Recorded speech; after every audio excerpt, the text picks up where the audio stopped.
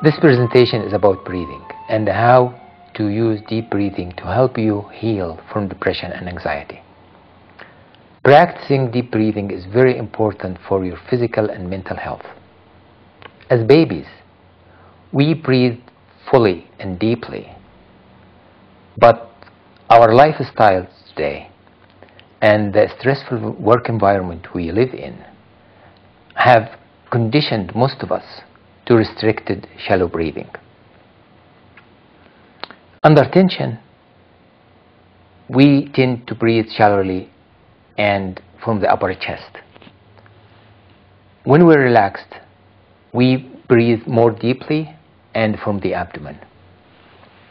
It is very difficult to be tense and to breathe from the abdomen at the same time. Shallow breathing undermines our health. It reduces our vitality. It increases our stresses, emotional and mental stresses, and it reduces the effectiveness of our immune system. Deep breathing basically kind of creates a balance, a healthy balance between carbon dioxide and oxygen in the bloodstream. With shallow, rapid breathing, it disturbs this balance and makes the carbon dioxide concentration in the blood decreases sharply. As a result, the arteries in the body, including the carotid artery going to the brain, constricts. And when this happens, regardless of how much concentration of oxygen in the blood, the body kind of experiences a shortage of oxygen. The lack of oxygen switches on the sympathetic nervous system. It's our fight or flight reflex, which makes us irritable, anxious, and tense. It also decreases our ability to think clearly and puts us at the mercy of obsessive thoughts. The lack of carbon dioxide in the bloodstream causes us to causes some physical symptoms. It makes the heart beats faster and harder, and also it causes because of the restriction of the blood vessels in the brain, it causes some physical symptoms, something like feeling dizziness, disorientation, even a sense of unreality or separation from the body.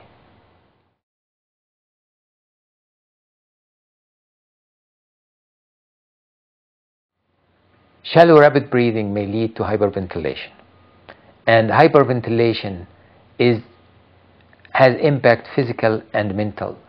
Mentally, it magnifies our conflicts and our psychological problems, and also it is strictly bound up to our anxieties, apprehensions, and fears. Hyperventilation causes some physical symptoms such as rapid heartbeat. It causes dizziness, it causes tingly sensation in the body, and these symptoms are similar to those of panic attack, to the point they are really indistinguishable. So some people hyperventilate, they see the symptoms, and they interpret it as a developing panic attack. And either they kind of react to it by some mental statements that saying, oh, what's happening to me? I'm losing control, and they really panic. Or it can contribute to a panic attack that's ongoing panic attack. And when this happens, it enhances the symptoms, and it contributes to the panic attack by aggravating the physical sensations. So when a person hyperventilates, they either can go into panic attack, or they can curtail it by recognizing the symptoms of the physical symptoms, the physical sensations, recognizing it as hyperventilation, and they can curtail it by deep breathing. So if you can deep breathe, you don't go from hyperventilation into a panic attack. You just stop it there and you don't panic.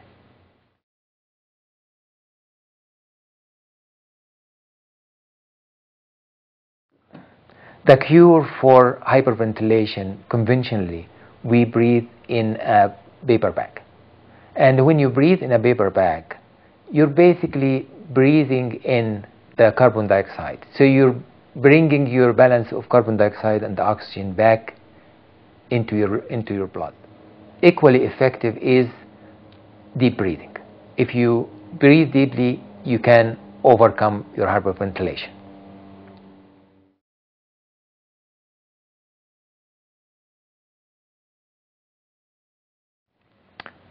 Number one, it stimulates the parasympathetic nervous system, which calms the body and the mind. Number two, it helps you overcome your anxieties, and it improves your mood. It helps all your body functions physically, and it helps you to concentrate more, to better fitness, better physical fitness, and to increase your energy.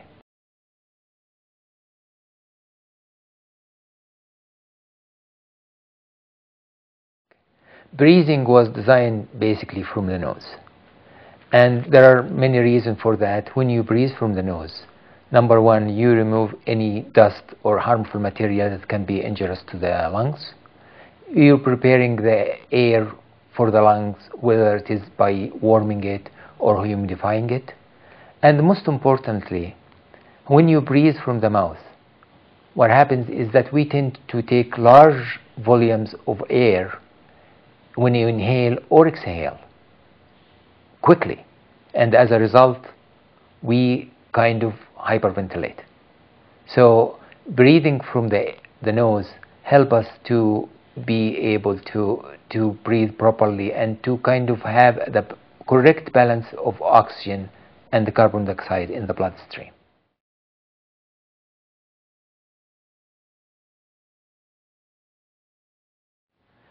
We'll try to practice deep breathing together. So before we start, I'd like you to feel your breathing. Just taking breath, normal breath, and see how is your breathing shallow or deep? Is it coming from the abdomen or from the upper chest? Is it fast or slow?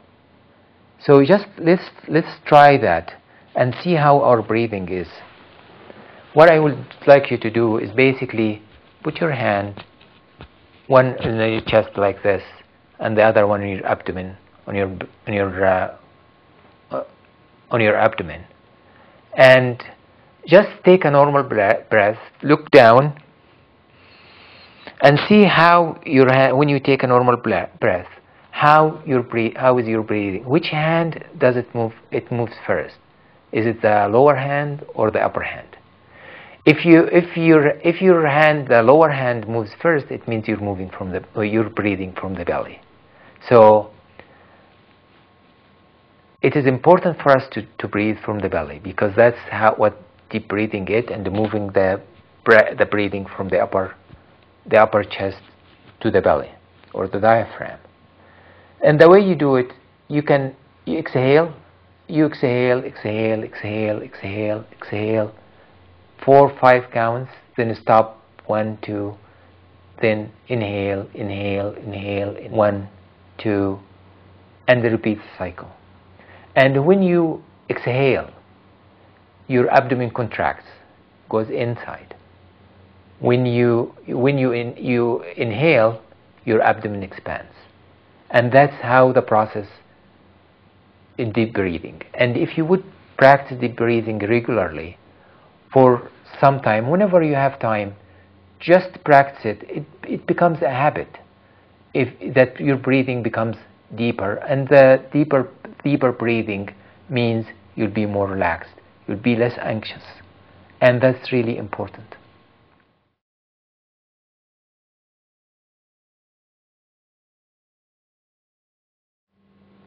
So the second exercise is relaxation. And basically, sometimes you feel tense. You're going to a meeting, you're going to an interview, you're going to give a presentation like myself trying to do now. So you need to relax. And it is very, very easy to relax. What you do, when you sigh, you exhale,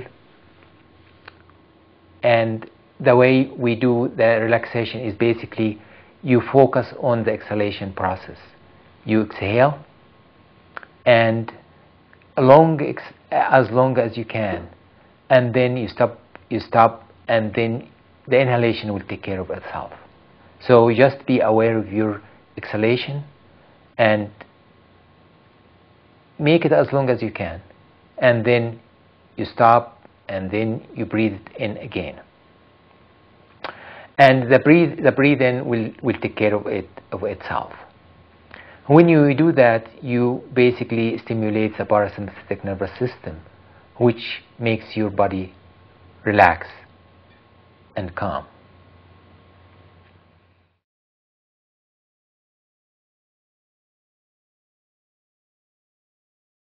The third exercise is when you're working at the office or in front of something that requires visual concentration. Usually when we focus on or lock our eyes on something for a long time, we tend to tense our face muscles. And as a result, our breathing starts becoming shallow. So when you're working in front of a computer or something that requires you kind of visual concentration, just take your eyes off what you're doing. Be aware of the muscles of your face, and every 10-15 minutes take a deep breath, and doing that you will have more energy, be able to concentrate, be able to do much better work than you're doing. And with this we have completed the presentation about breathing. And as you see, the one thing you would like you to leave with is that when you feel tense, just go to your breathing and see how you're doing with breathing. Breathe deeply and you'll be fine. Thank you very much for listening.